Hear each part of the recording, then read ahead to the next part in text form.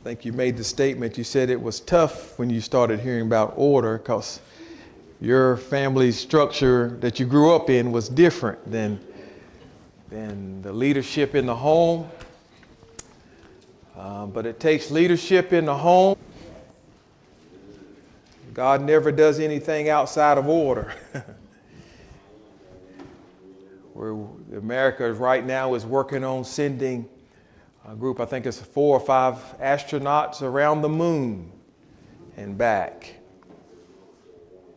They say if you get that off 1 degree, you can miss a whole moon. You know, you can miss a planet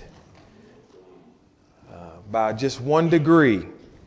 If you leave the Earth 1 degree wrong from what you should be doing, by the time you get there, you'd miss it by light years. And that's because God set things in order and they have a place. Everybody write this order. He said, God have set everybody in place. The King James Version says that God has set every member in the body where it pleases him. Let's see if we can just find that scripture. That may be 2 Corinthians, was it 1 Corinthians 14. Things can be set in order.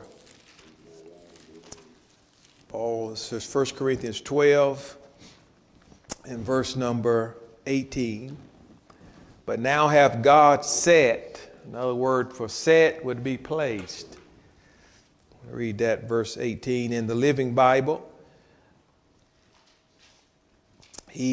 But it says, he has made many parts of his body and has put each part where he wants it. Aren't you glad your foot is not your hand? Just talk about that for a moment. Don't see nobody with any open-toe shoes, so y'all might be all right to understand this. Do you know your thumb is the shortest member on your hand? It's the lowest. It's the lowest member on your hand.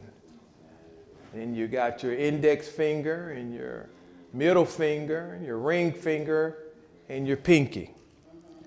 Do you know that your toes do not match your hand? Your big toe is not the lowest member on your foot.